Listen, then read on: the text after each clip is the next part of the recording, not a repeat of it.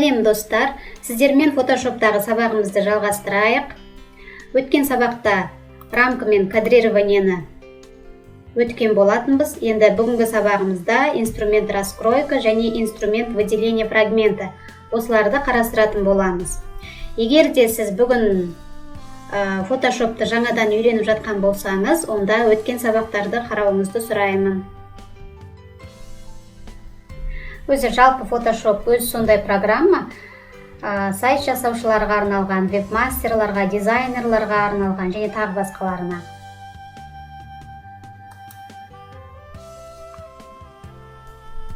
Бұл сабақта сіздер суретке белгілі бір параметрлер қою арқылы оларды әртүрлі фрагменттерге қалай бөлу керектігін үйренетін боласыздар. Жалпы сіз егерде фотоны редактировать етумен және де оны монтаждаумен айналысатын болсаңыз, онда бұл инструмент сізге аса қажет болмайды. Бірақ та қарап алуыңызды сұраймын, себебі мүмкін арасынан өзіңізге керектіні аласыз. Ондай болса сабағымызды бастайық. Инструментті аламыз.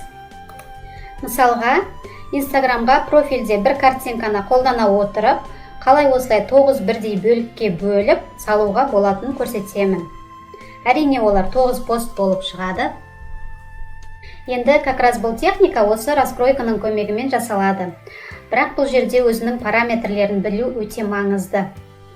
Бұл параметр дегеніміз ол Инстаграмға арналған размер. Енді оның размерін білмейтіндер болса, сразу айта кетейін. Ені мен биіктігі 1080 пиксель болу керек. Яғни ол квадратный суреттер болып табылады. Енді ол үшін бізге не істеу керек? Ол үшін мысалы осы суретті бірінші квадрат істеуіміз керек. Өзіміздің білетін сол инструмент рамкаға барамыз. Соны таңдап аламыз да. Жаңағы 1080 деп айтқан размерді 3-ке көбейтеміз, себебі бізде 9 суреттен тұрады, сол үшін 3-ке көбейтеміз. 3-ке көбейткен кезде 3240 шығады. Оны осы жерге белгілейміз. 3240 пиксель. Высота ширинасын осылай белгілейміз. 3240 деп. Разрешение тұра берсін. Суретке келетін болсақ, оның керекті жерін өзімізге таңдап кесіп аламыз. 2 рет басып кадрировать етеміз суретімізді. Alt пен курсорды айландыра отырып, суретті кішірейтеміз. Өзімізге ыңғайлы қылып. Енді осы картинканы 9 фрагментке бөлу керекпіз.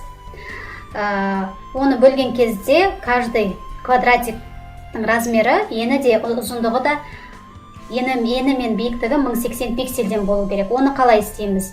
Жалпы достар, енді бүгінгі видеоның соңына дейін қараңыздар, себебі екі түрін көрсететін болам бөлудің. Енді бірінші түріне келетін болса, ол үшін мына жерде бізге бағыт-бағдар беретін, мына линейканың тұсына келетін болсақ, бізге осындай бағыт-бағдар беретін сызықтар береді. Осыны картинканың айналасына қойып аламыз, дүзулеп, оң жағынан және сол жағынан алып, еніне және биіктігіне осылай бекітіп қоямыз. Жаңағы бізге ыңғайлы болу үшін. Егер де сізде мынандай линейкалар жоқ болса, онда просмотрға басып, линейкаға басып жібересіз, осы жерден шығарып аласыз линейканы. Енді біз мына квадратиктерді алу үшін жаңағы 1080 мына линияны ары қарай осылай әкеп қоя алмаймыз, себебі бізге ыңғайсыз болады. Ол жаңағы точно түсуі мүмкін емес. Сол үшін де біз просмотрдағы, менюдағы просмотрға басып, новая направляющая деген команданы таңдап аламыз. Вертикальныда тұра берсін, сол жерде 1080 пиксельді таңдаймыз. Окейге басамыз. Міне бізде линия түсті, бірінші линия. Енді екінші линияға тағы да просмотрға басамыз, тағы да новая направляющаяға басамыз. Вертикальныда тұра берсін. 2160, себебі ананы екі еселедік, 1080-ді. Пиксельге басамыз. Окей. Міне екінші жерге тағы да линия түсті. Енді бұл биіктігіне түскендер. Енді бізге ені керек? Тағы да аламыз. Енді горизонтально алу керек. 1080-ді таңдап аламыз. Пиксель.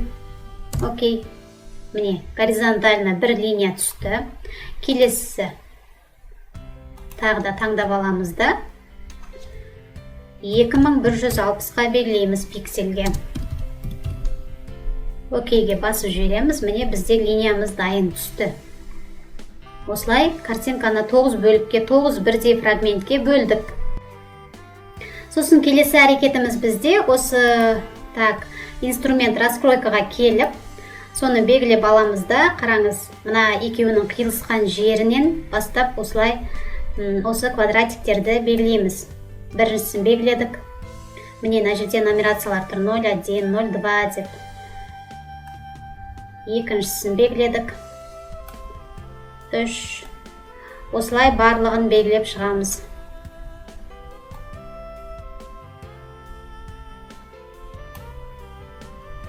Белгіленгендер, байқаған болсаңыздар, көкпен қоршалып тұр.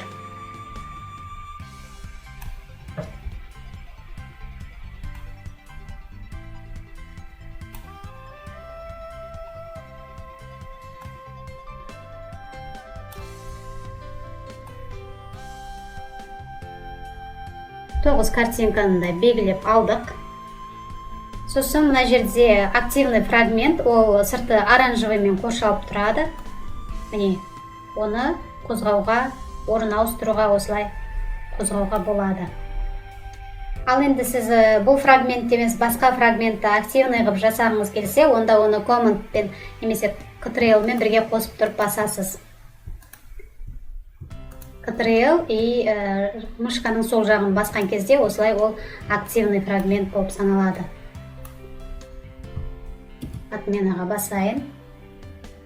Осылай басып ауыстыруға болады. Не болмаса, мына жерде инструмент бар. Екінші инструмент бізде инструмент выделение фрагмента деген. Соған басатын болсаңыз, онда жаңағы командқа баспай-ақ, тек үстіне бассаңыз, сонда ол активный болып саналады. Міне. Біз мына картинкадағы 9 фрагментті жеке-жеке белгілеп алдық. Енді келесі әрекетіміз бізде бұны сақтау керек. Қалай сақтаймыз? Файл, сохранить қаққа баспаймыз уже. Егер де бұған басатын болсақ, онда бұның мәнісі болмай қалады. Бізге картинканы осы күйінде бір картинка қалып сақтап береді. Сол үшін де біз экспортировать-қа басамыз. Экспортировать, сохранить для веб. Старая версия. Осыған басамыз. Мына жерде көріп тұрсаңыздар, 4 түрі көрсетілген, 4 вариантын таңдап алайын.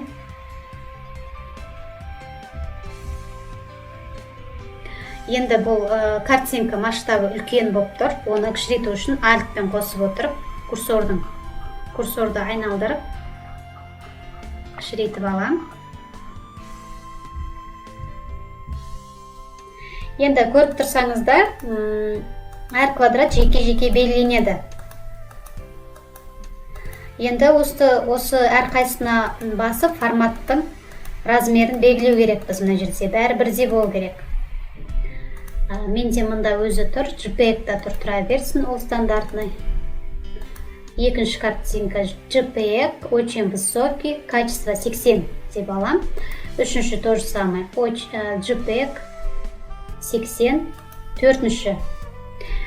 Егер де сіздерде осылар әртүрлі болуы мүмкін басында, соның бәрін осылай жеке-жеке қойып, әрқайсысына басып, бәрін бірдей қылып, качествосын бәрін бір качествода параметрін дұрыстап алу керек. Неге?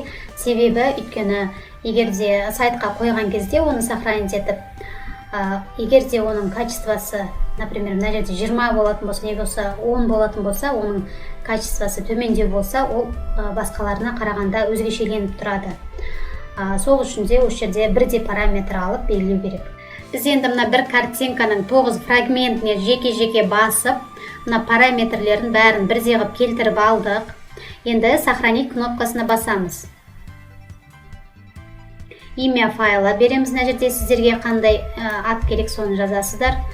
HTML и изображение. Мен только изображениеге басам. Енді сіздер өздеріңіз қарайсыздар. Сосын сохранить. Окей.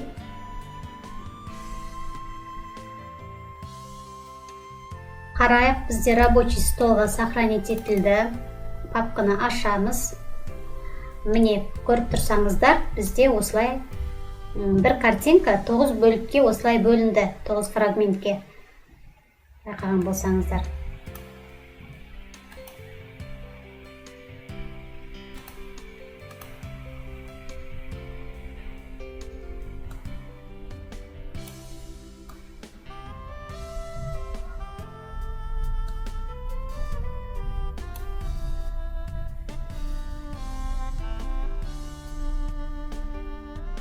Қараңыздар достар, енді мен сіздерге екінші түрін көрсетейін, 9 фрагментке бөлудің.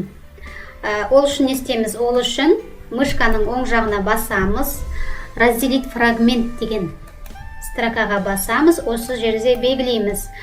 Горизонталь бойынша 3 бөлікке бөлеміз, және вертикаль бойынша 3 бөлікке бөлу. Соның қалай екені көрсетейін. Осылай жазамыз да, сандарды белгілеп, сосын окейге баса саламыз. Болды, мынау сізде дайын бөліктер. Міне, керекті активный фрагментті осылай белгілеп аласыз. Инструмент выделение фрагментаның арқасында. Енді достар, бүгінгі сабақ түсінікті болды деп ойлаймын. Түсінбеген жерлеріңіз болса, комментарийге қалдырып сұраңыздар, ұялмаңыздар. Видео ұнаған болса, лайк басып, қолдау көрсетіп жіберіңіздер. Сау болыңыздар.